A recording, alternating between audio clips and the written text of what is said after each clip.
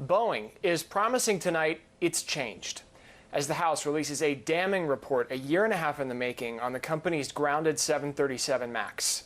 The plane's been on the ground since March of last year in the wake of two deadly crashes.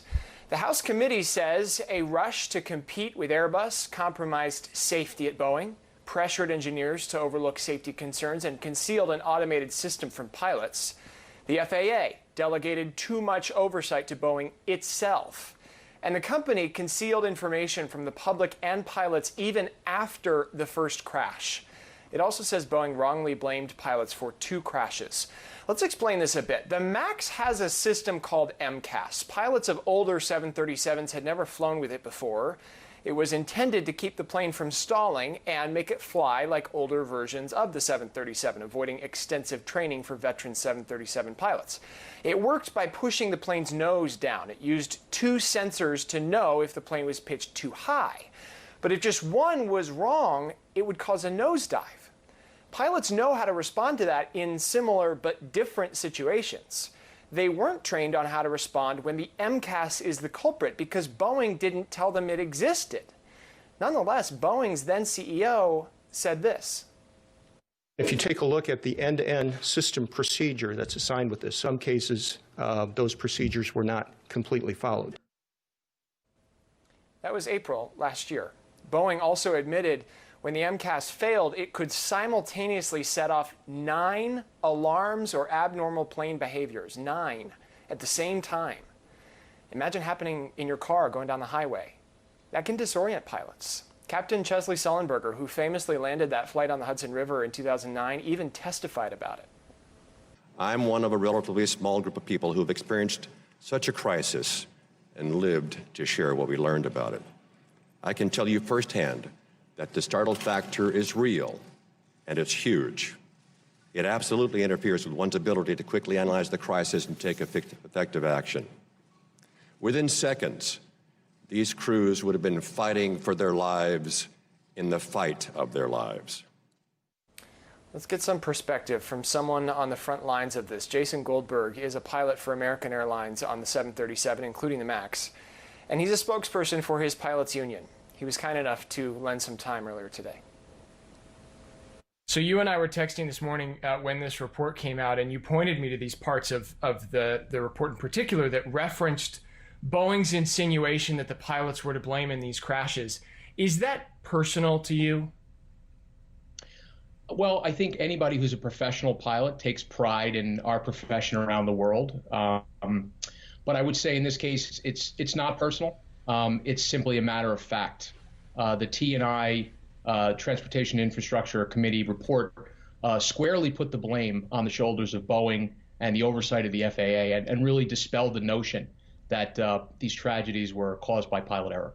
Boeing has made some changes both to the airplane and to the company, and I just want to read you part of the statement that they put out today when this report came out. They said, "We have learned many hard lessons as a company from the accidents of Lion Air Flight 610 and Ethiopian Airlines Flight 302, and from the mistakes we have made. As this report recognizes, we have made fundamental changes to our company as a result and continue to look for ways to improve.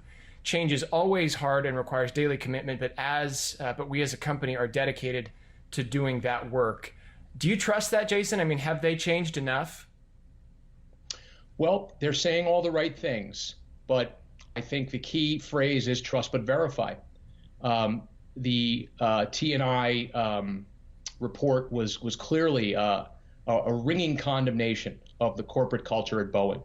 And going forward, we all would love to see this great American company change the way that they do business.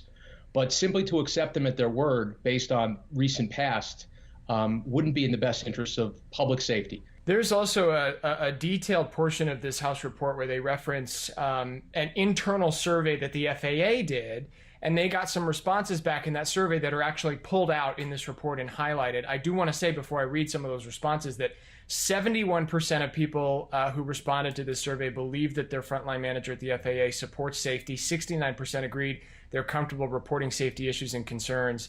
But 56% believed that there's external pressures getting in the way of safety decisions.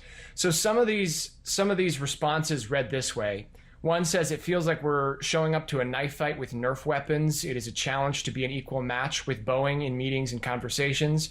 Another says there's no respect for an expert culture that has existed through years of experience. There is no acknowledgement of recommendations made by experts or an explanation about why a different decision was made.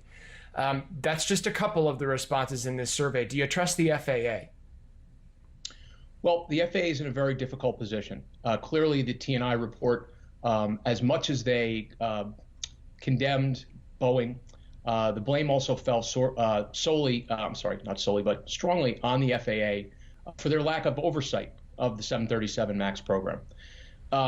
Clearly, that's a mixed bag. Part of the reason for the lack of oversight is simply a lack of resources at the FAA. Another reason was the regulatory decision to cut the FAA out of the process of approving designated FAA representatives. In other words, at Boeing, as an aircraft manufacturer, they can select their own employees without FAA oversight who are responsible for the checkpoints along the way as the aircraft is developed. Certainly there are cultural issues, but undeniably there's an issue of resources. And this is something that can only be remedied by government intervention.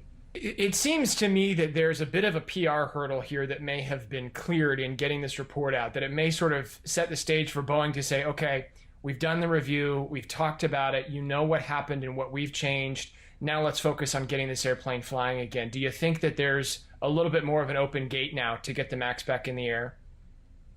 Well, certainly they've satisfied a number of the requirements to bring the MAX back into the air, but there's still issues that have to be resolved.